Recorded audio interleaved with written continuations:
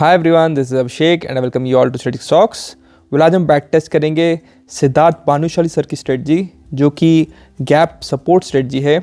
और सर ने अभी रिसेंटली जो है ये स्ट्रेटजी लॉन्च की थी और उन्होंने बताया था कि इंट्राडे में ये अच्छा काम करती है। तो हम देखेंगे क्या ये एक्चुअल में अच्छा काम करती है, इसको बैक टेस्ट करके देखेंगे, इसके रूल समझेंगे और लंबे टाइम फ्रेम में देखेंगे क्या ये रिजल्ट्स इसके प्रॉफिटेबल आ रहे हैं। क्योंकि हमने कोड तो कर रखा है, आप देख सकते होंगे एक सिग्नल आ रहा है। तो पहले हम रूल्स की तरफ चलते हैं और फिर देखते हैं स्ट्रेटजी जो है इसके रिजल्ट्स कैसे आ रहे हैं। So let's continue with the video. So we do back testing, और अगर आपको भी लगता है कि आपको हमें फॉलो करना चाहिए तो आप प्लीज़ सब्सक्राइब कर लीजिएगा। और हम जो है लोगों के स्ट्रेटजीज बताते हैं और फेमस यूट्यूबर्स जो भी कुछ रूल्स एंड रेगुलेशंस पे बेस पे स्ट्रेटजी बताते हैं उसको बैक टेस्ट करते हैं लंबे टाइम फ्रेम में, और उनका बताते हैं सच्चाई आपको कि काम करती है नहीं करती।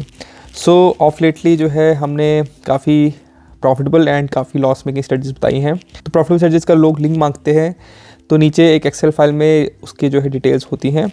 और अब बैक टेस्टिंग हमारे फोल्डर में जाएंगे तो वहाँ पर कई में थंबनेल भी लगा रखे हैं हमने, जिसमें अच्छे रिटर्न्स आ रहे हैं। सो आप देख सकते हैं प्रॉफिटेबल स्ट्रेटजीज। अभी हम बात करेंगे सिद्धार्थ भानुशाली सर की और देखेंगे उस स्ट्रेटजी के रूल्स क्या हैं और उसमें जो है रिजल्ट्स कैसे आ रहे हैं। सो यहाँ पर हमारा जो है लॉन्ग एंट्री हो रखी है, क्यों हो रखी है उसकी बात करते हैं। तो हमें इंडिकेटर यहाँ यूज़ करना है एक RSI। तो एक काम करते हैं, RSI को यहाँ पर बना देते हैं। तो रिलेटिव स्ट्रेंथ इंडेक्स इस इंडिकेटर का हम यूज़ करने वाले हैं इसमें। सो रूल्स ऑफ स्ट्रेटजी क्या है, आपको अलर्ट होना है गैप पे। तो जैसे एक गैप बनता है, आपका गैप कितना रखा है, मैंने गैप रखा है 0.5%। ठीक है, हम इसको चेंज भी कर सकते हैं। मैंने यहाँ सेटिंग्स में ऑलरेडी डाल रखा है कि गैप कितना होगा, गैप इज़ 0.5%। ठीक है, और RSI जो है नॉर्मल 14 पीरियड का ही है जैसे सर ने बताया था, और हम उसके हिसाब से चलेंगे। तो गैप के बाद जब भी आपका गैप कवर करने के लिए स्टॉक या इंडेक्स आता है तो उस टाइम पे एक बड़ी कैंडल मान लो तोड़ रही है उसको, गैप को। ठीक है, और उसके बाद एक बुलिश कैंडल मिलती है आपको, जैसे यहाँ पर एक बुलिश कैंडल मिली है।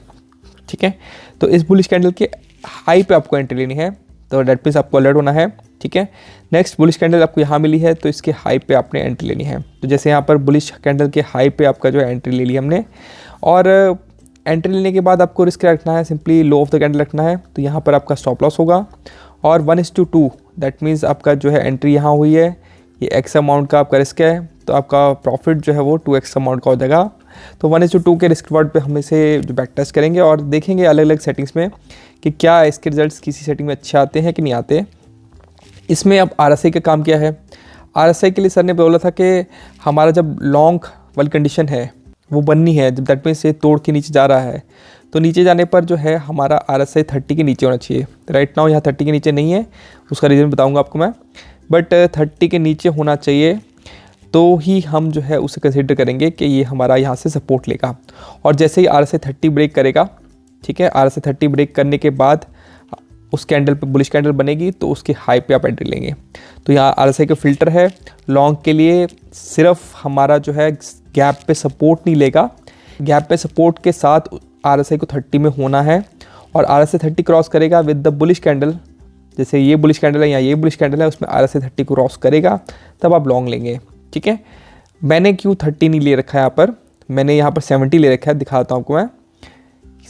दैट मीन्स 70 जो है उसके नीचे रहेगा तो हम एंट्री लेंगे। दैट मीन्स हमारा RSI फिल्टर नहीं लगा हुआ इस टाइम पे, क्योंकि ट्रेड्स बहुत ही कम आ रहे थे। मैं दिखाता हूँ आपको, ये ट्रेड यहाँ पर नहीं दिखेगा अगर हमारा जो है हम 30 कर देंगे इसको।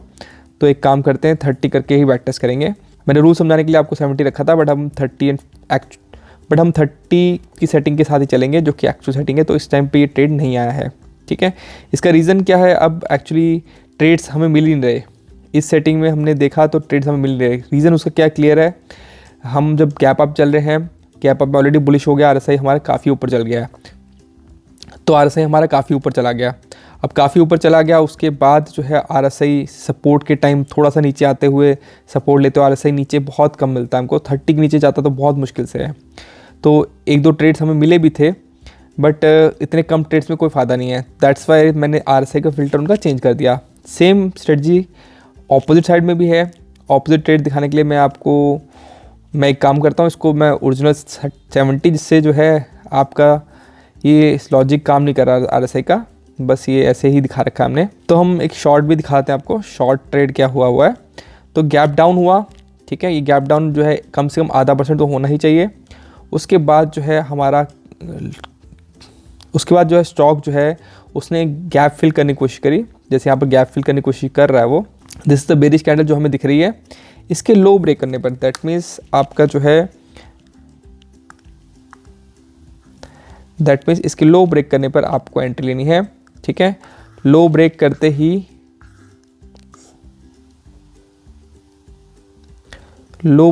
ही आपका एंट्री हो गई है यहाँ पर, और इसका हाई स्टॉप लॉस रहेगा।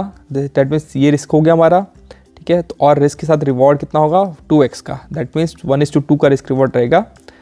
इसके हिसाब से हम इसको बैक टेस्ट करेंगे और इसको हम चेंज करके भी देखेंगे 1:3 करके देखेंगे क्या स्ट्रेटजी प्रॉफिटेबल है या नहीं है।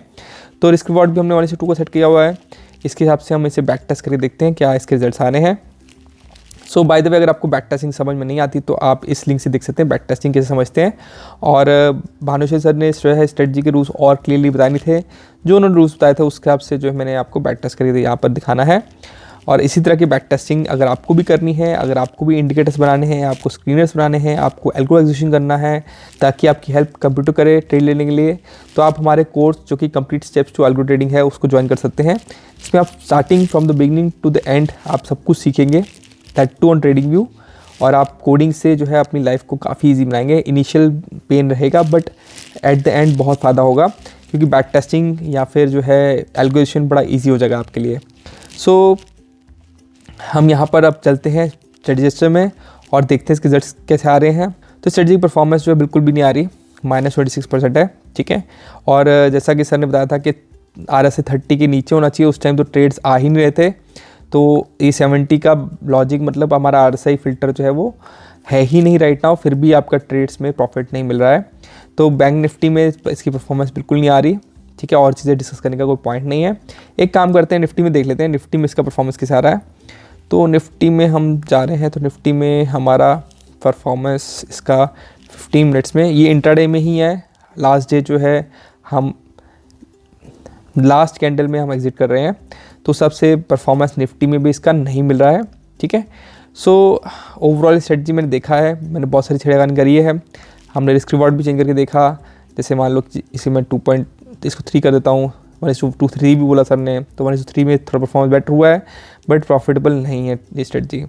तो ओवरऑल स्ट्रेटजी जो है वो हमें कहीं फ़ायदा नहीं दिखा इसका। ये स्ट्रेटजी जो है हमें यूज़ में नहीं लानी है। 15 मिनट्स में काम नहीं कर रही। 5 मिनट्स में सर ने बताया था 5 मिनट्स पर आप ट्रेड कर सकते हैं इससे, तो 5 मिनट्स में भी हमने देखा इसको। 5 मिनट्स में प्रॉफिट बहुत कम आया, बट मुझे लगता है कि कोई फ़ायदा है क्योंकि ट्रेड्स जो है सिर्फ 5 हैं।